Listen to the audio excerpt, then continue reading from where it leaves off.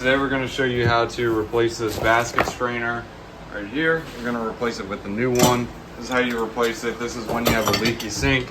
See how this thing shakes back and forth? That's no bueno. It was leaking down at the bottom. Kind of destroyed the bottom of this. But basically we're going to start by replacing this or taking off this P-trap, and then it'll allow us to get to the top of it. Right now we're trying pliers on the P-trap because it's a little bit tight, but we'll get this taken apart and show you what it looks like in a few. Alright, so the piece just came out. It's all corroded. So now what we're going to do is we're going to replace the top edge of this pipe. We're just going to get this off and then put this new basket on. I got it somewhere right here, and it should work properly.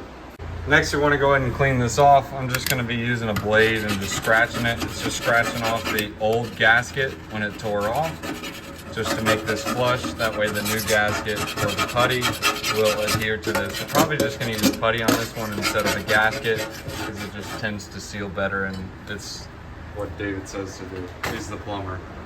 Alright, so now we put in the plumber's putty. We kind of wrapped it all around the inside of that before we put it on. We put it in there and you can kind of see it smashing out on the side.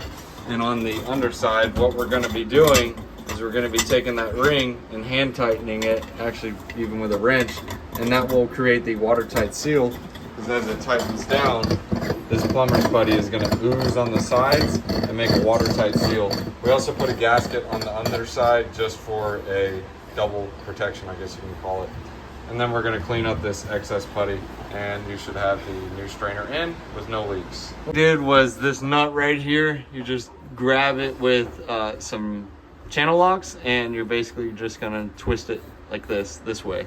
So it's basically counterclockwise. It causes this stuff to ooze, and you're just going to take your finger, whoops, and clean this all out. And that's how you put the basket strainer in. So next we're going to go ahead and put this pipe together. This is the gasket that you're going to need. This is going to seal and go up in there. This little metal thing right here. So you want to go ahead and seal through that, and this little ring is going to tighten up there. And then we're going to hand tighten this in here. You can just position this just to make sure it's not leaking. But let's go ahead and get this part up first before we get that one down. And again, make sure the gasket is up in there, and we're going to go ahead and hand tighten this in. Sometimes it's goofy to position in there, but just get it until it fits. Feels like we're butter right now. This one is going to be the fun one. Probably what we're going to do is we're going to put this in first. And that thing is tight. We're going to put this piece in first so we don't have to move that down and just touch that nasty water. And we're just going to position over this. Store in. This water reeks, dude. That's what a P-trap does. The P-trap basically separates the air from the water. That's why you have that bend. So that is going to be what keeps it from smelling. And that opens up, you get stink booty. Especially when you bend it down.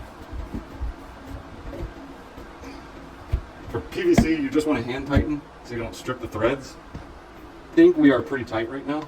This one's got a gasket down here. You're going to tighten this up, and then we'll test to see if, whoo! So that sounds like poop. Might need to use the metal grommet up here. Sounds like we're going to need the metal. I hear it clicking.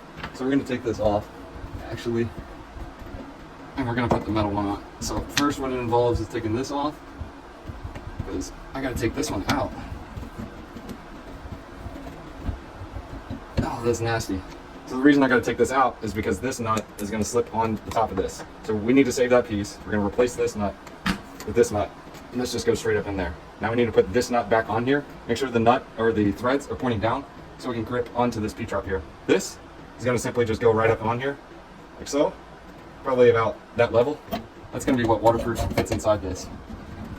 So we're going to screw this one on first. We aren't going to tighten all the way down because we still want it a bit flexible, so we can move this one into place. Now we can't forget our rubber gasket. It goes up in here, right on top, metal to metal, and now we screw this bad boy in. Yeah, this one is much better than leaving that other nut. I can feel it getting tight, and now we can hand tighten this one.